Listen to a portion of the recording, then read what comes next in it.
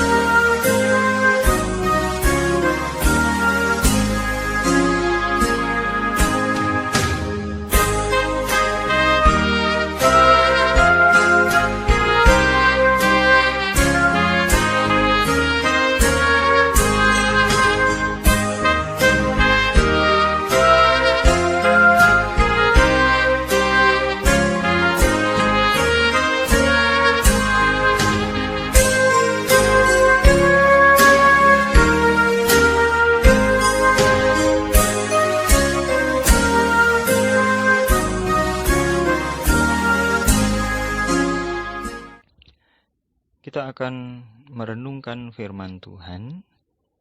Karena itu, marilah kita berdoa mohon pertolongan Roh Kudus. Mari kita berdoa. Tuhan, kami hendak mendengarkan firman Tuhan dan menjadi perenungan bagi kehidupan kami, agar kami dapat dengan mantap menjalani kehidupan kami seturut dengan kehendak Tuhan, dan hidup kami sebagai gereja di tengah masyarakat, khususnya kami menghadapi pergumulan global, pergumulan sedunia, yaitu menghadapi wabah virus corona. Berkati kami ya Tuhan melalui firman-Mu, bukalah hati dan pikiran kami, agar kami dapat memahami kehendak Tuhan dan melakukan sesuai dengan kehendak Tuhan. Dan hamba-Mu yang hendak menyampaikan firman-Mu, Tuhan sendiri yang berkenan untuk memakai, agar nama Tuhan yang dipermuliakan. Inilah doa kami ya Tuhan, yang kami pinta di dalam nama Tuhan kami Yesus Kristus, Juru Selamat kami. Amin. Firman Tuhan yang menjadi perenungan kita diambil dari bacaan Injil menurut kesaksian Yohanes. Injil menurut kesaksian Yohanes pasal 10 ayat 1 sampai dengan 10.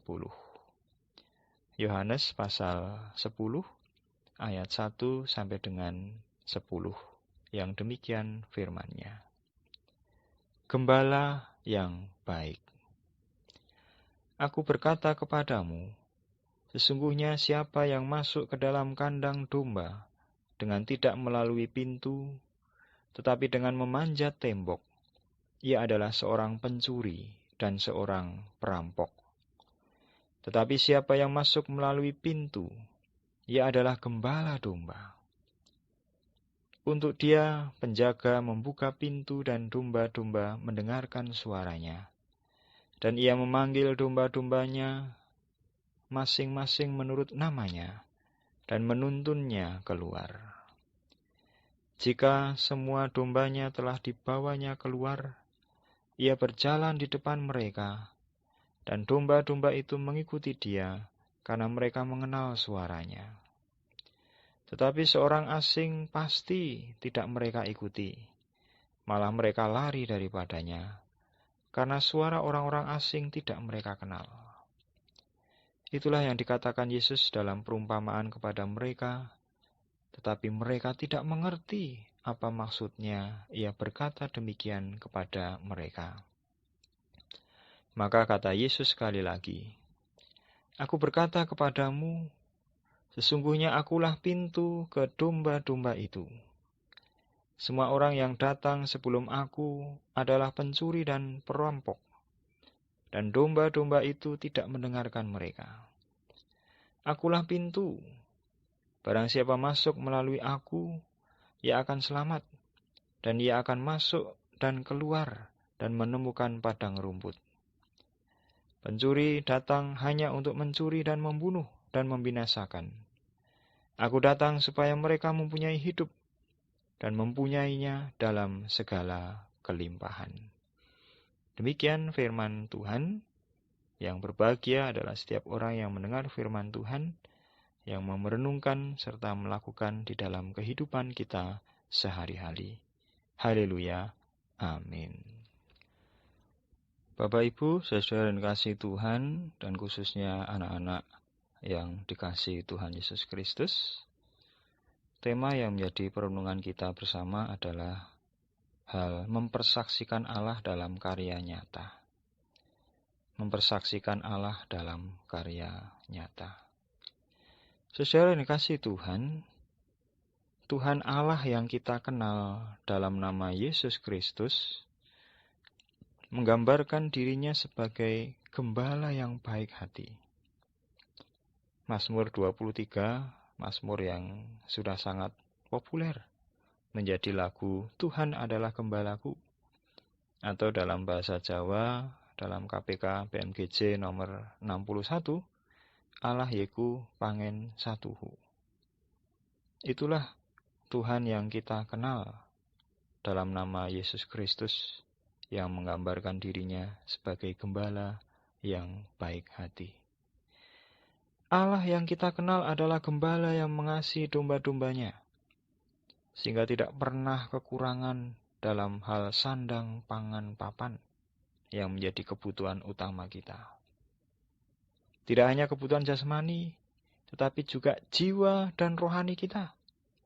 Allah menjamin keselamatan dan rasa aman. Bahkan pada saat kita berjalan dalam lembah kekelaman atau bayang-bayang maut, Tuhan Yesus beserta kita.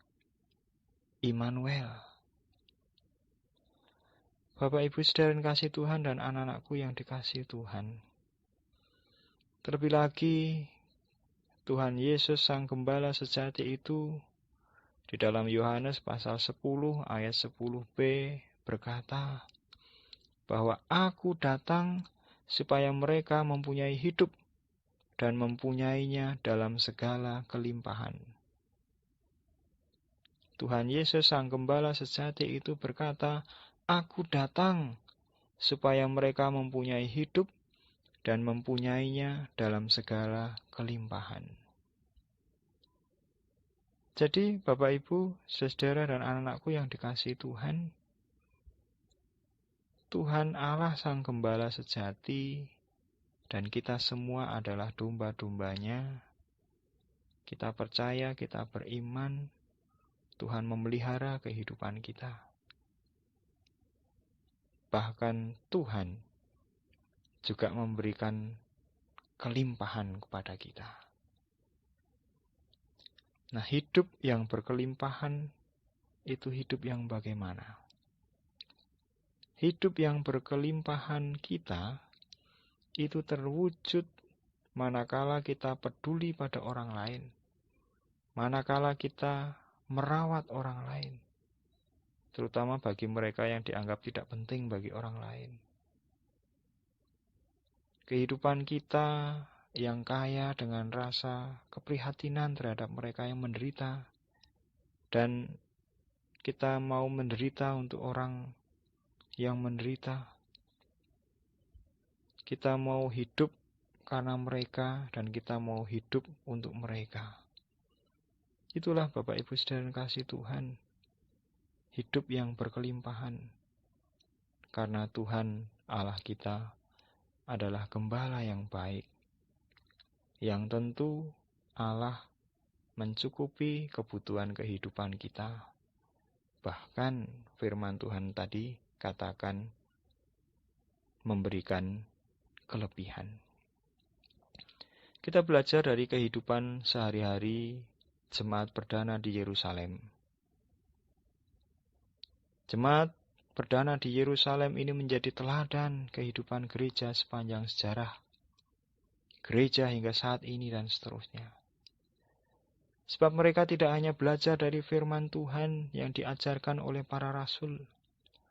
Mereka tidak hanya bersekutu di rumah ibadah, tetapi juga bersekutu di rumah masing-masing untuk memecahkan roti sebagai simbol perjamuan Tuhan. Kemudian mereka makan bersama dan berdoa dengan kesungguhan hati. Namun mereka juga melakukan mujizat dalam komunitas. Mereka melakukan mujizat dalam komunitas. Yohanes pasal 10 ayat 44 sampai dengan 45 katakan, dan semua orang yang telah menjadi percaya tetap bersatu, dan segala kepunyaan mereka adalah kepunyaan bersama, dan selalu ada dari mereka yang menjual harta miliknya, lalu membagi-bagikannya kepada semua orang sesuai dengan kepedulian masing-masing. Jadi jemaat yang pertama atau jemaat perdana itu adalah jemaat yang peduli pada kekurangan orang lain.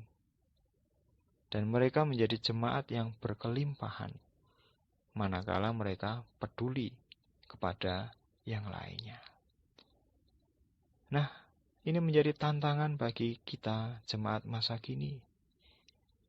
Dalam pandemi global COVID-19 yang belum diketemukan vaksin obatnya.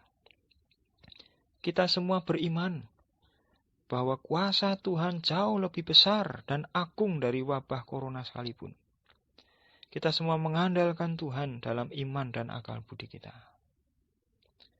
Walaupun pada saat ini kita beribadah di rumah masing-masing, namun dalam situasi gawat seperti ini, ibadah di rumah itu menjadi hal yang normal. Sebab apa? Firman Tuhan di dalam Yohanes pasal 4 ayat 24. Allah itu roh, dan barang siapa menyembah Dia harus menyembahnya dalam roh dan kebenaran. Ini hakikat persekutuan kita dengan Tuhan dan persekutuan kita dengan jemaat Tuhan. Sekalipun secara jasmani kita tidak dapat bersama dalam persekutuan secara jasmani, namun dalam persekutuan dengan roh kita bersama-sama dengan roh Tuhan dalam persekutuan.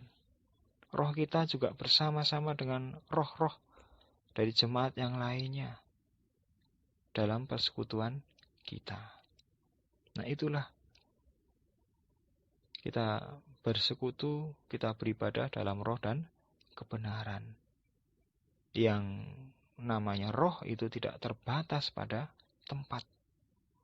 Tidak terbatas beribadah di gereja. Tetapi juga kita bisa beribadah di rumah kita masing-masing.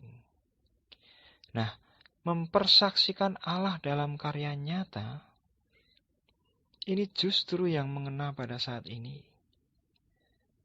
Sebab jemaat yang mula-mula mereka tidak hanya beribadah bersekutu, tetapi juga mereka melakukan mujizat dalam komunitas mereka itu tadi. Dan mereka mempersaksikan Allah dalam karya nyata. Terlebih lagi pada saat ini, dunia penuh dengan orang-orang yang terluka, baik fisik maupun batin, dan membutuhkan pertolongan. Kita sebagai gereja bisa melakukan perkumpulan bersama-sama, bukan untuk beribadah, tetapi kita bersama-sama gotong royong bagi sembako, bagi masker. Dan tindakan yang seperti ini jauh lebih berguna bagi keluarga-keluarga yang berkekurangan. Sebab Allah kita pasti sudah mencukupi kebutuhan kita, hingga Allah memberikan kelimpahan bagi kita, supaya kita bisa berbagi berkat bagi yang lainnya. Dengan berlaku demikian, Bapak Ibu, saudara yang kasih Tuhan dan anak-anakku yang dikasih Tuhan, maka kita melakukan seperti yang pemazmur katakan, yakni mengambil gada dan tongkat sambil berjalan bersama mereka. Amin.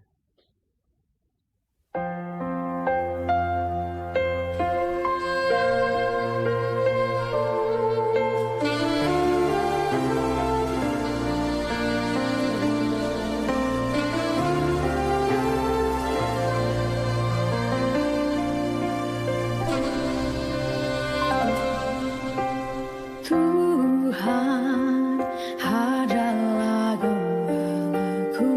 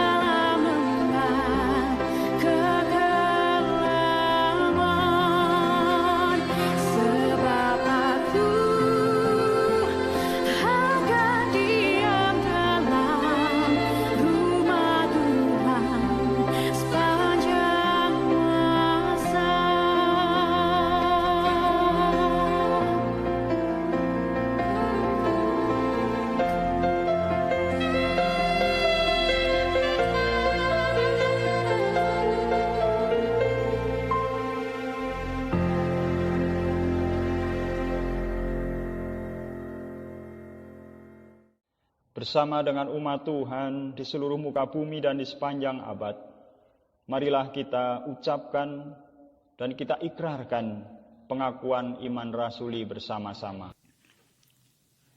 Aku percaya kepada Allah, Bapa yang Maha Kuasa, Khalik langit dan bumi, dan kepada Yesus Kristus, anaknya yang tunggal Tuhan kita, yang dikandung daripada Roh Kudus, lahir dari anak darah Maria, yang menderita di bawah pemerintahan Pontius Pilatus, disalibkan, mati dan dikuburkan, turun ke dalam kerajaan maut. Pada hari yang ketiga, bangkit pula dari antara orang mati, naik ke surga, duduk di sebelah kanan Allah Bapa yang Maha Kuasa, dan akan datang dari sana untuk menghakimi orang yang hidup dan yang mati. Aku percaya kepada Roh Kudus, gereja yang kudus dan am, persekutuan orang kudus, pengampunan dosa, kebangkitan daging, dan hidup yang kekal. Bapak Ibu, saudara yang kasih Tuhan dan anak-anakku yang terkasih dalam Tuhan Yesus Kristus, marilah kita undur dari hadapan Tuhan, kita kembali dalam kehidupan kita masing-masing, sambil mengingat firman tadi menjadi pengutusan bagi kita semua, bahwa marilah kita mempersaksikan Allah dalam karya nyata. Terimalah berkat Tuhan. Tuhan memberkati engkau dan melindungi engkau. Tuhan menyinari engkau dengan wajah-Nya dan memberi engkau kasih karunia. Tuhan menghadapkan wajah-Nya kepadamu dan memberi engkau damai sejahtera. Amin.